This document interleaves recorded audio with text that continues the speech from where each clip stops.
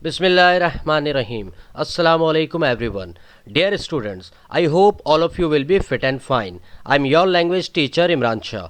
जैसा कि आपको याद होगा कि हमने वीडियो 1 में अपनी सेकेंडरी स्टेज इंग्लिश बुक 1 से शाह लतीफ़ भिटाई रहमतुल्लाह अलैह की सवानाए हयात से मुताल्लिक़ इब्तिदाई 4 पैराग्राफ डिस्कस किए थे और आज हम इस वीडियो 2 में आप रहमतुल्लाह अलैह की सवानाए हयात के आखिरी 3 पैराग्राफ डिस्कस करेंगे. Now open your books at page 26.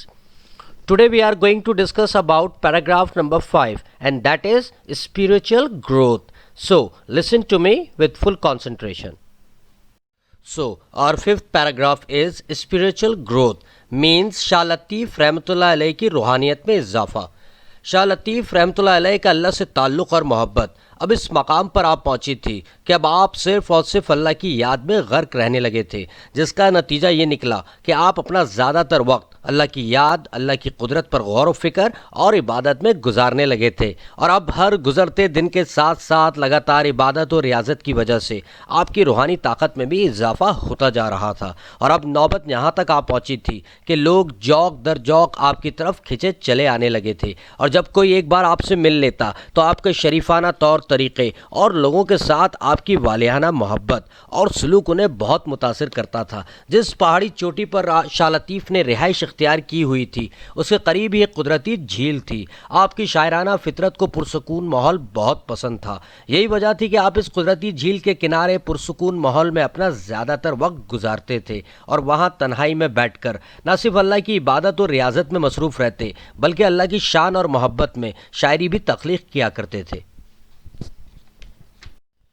The sixth paragraph is death and remembrance means Shah Latif रहमतुल्लाह अलैह की वफ़ात और बाद अज़ वफ़ात आपकी याद मनाना. आइए अब बात करते हैं शाह लतीफ़ रहमतुल्लाह अलैह की वफ़ात और आपकी वफ़ात के बाद आपके ज़िक्र अफ़कार को. हज़रत शाह अब्दुल लतीफ़ रहमतुल्लाह अलैह की वफ़ात 1752 में उसी टीले यानी पहाड़ी चोटी पर हुई जहां आपने अपनी बकिया ज़िंदगी गुजारी थी और वफ़ात के बाद भी आपकी तदफ़ीन उसी टीले पर की गई.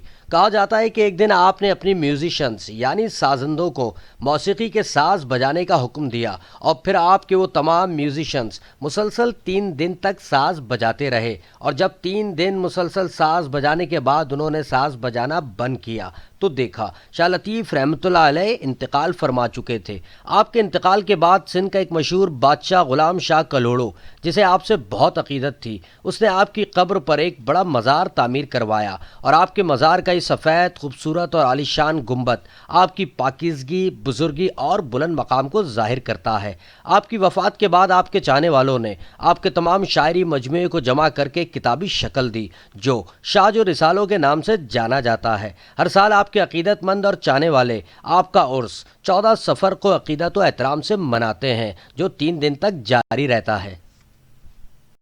Now here comes the paragraph number 7. Shah लतीफ़'s poetry. Shah Abdul Latif रहमतुल्लाह अलैह की शायरी. शाह अब्दुल लतीफ़ रहमतुल्लाह अलैह इंतहाई हसास, नर्म खू और मेहरबान दिल और रूह के मालिक थे. वो हकीकी मायनों में एक सूफ़ी बुज़ुर्ग थे. आपके नाम लतीफ़ के मायने पर एक नज़र डाली जाए तो हमें पता चलता है कि लफ्ज़ लतीफ़ का मतलब ही दरअसल बेहतरीन, नाजुक, नर्म मिजाज, शानदार और रोशनी के हैं.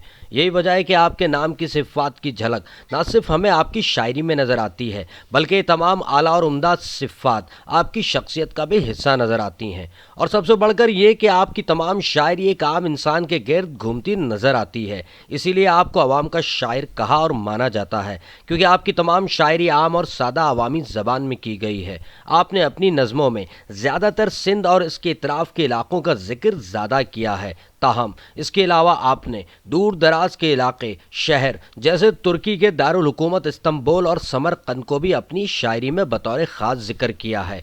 आप अपनी शायरी में समंदरी मल्लाहों का जिक्र करते नज़र आते हैं. यही नहीं बल्कि आपने इन मल्लाहों के समंदरी सफ़रों के दौरान उस हुनर और टेक्निक को भी अपना मौज़ूए सुखन बनाया है जो वो अपनी समंदरी सफ़र के दौरान रास्तों के तयन के लिए इस्तेमाल करते थे. और वो सफ़र जो ख़ास तौर पर दूर दराज तक के इलाकों जैसे मालाबार कोस्ट, श्रीलंका और जावा के जजीरों तक किए गए. आइए इसी तर्ज के कुछ अशार के बारे में पढ़ते हैं. شاہ لطیف رحمۃ اللہ علیہ کہتے ہیں ایک بار پھر بادل آئے اور بارش شروع ہو گئی، چاروں طرف بجلی چمکتی دمکتی دکھائی دیتی ہے، اور اسی دوران کوئی استنبول کے سفر پر جاتا ہے تو کوئی مغرب کی طرف رواں دواں ہے، کچھ چین کی طرف مہوئے سفر ہیں تو کچھ سمرقند پر نظریں جمائے آگے ہی آگے بڑھتے جا رہے ہیں، کچھ روم کی طرف اپنے سفر پر گامزن ہیں تو کچھ کابل اور قندار پہنچنے کی فکر میں ہیں، کچھ دلی یا دکن میں اس برستی بارش اور گرج چمک میں لنگر انداز ہوئے ہیں۔ اے میرے پیارے رب، اس دھرتی سندھ کو برکت دے، اے میرے پیارے رب، اس پوری کائنات کو خوشحالی دے۔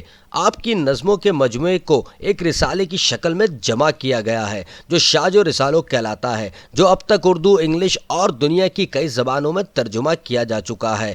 آپ اپنی روحانیت سے بھری عارفانہ اور صوفیانہ شاعری میں محبت کا پیغام دیتے نظر آتے ہیں۔ یہی وجہ ہے کہ آپ کی شاعری عالمگیری شاعری کا درجہ رکھتی ہے، جو کہ زمین پر بسنے والے ہر نسل، قوم اور انسان کے لیے نہ صرف کشش رکھتی ہے بلکہ سمجھنے میں بھی بہت آسان ہے۔ شاہ لطیف اپنی اسی جدا گانہ شاعرانہ خصوصیات کی وجہ سے آج بھی اور کل بھی اور یقیناً ہمیشہ لوگوں کے دل میں زندہ رہیں گے۔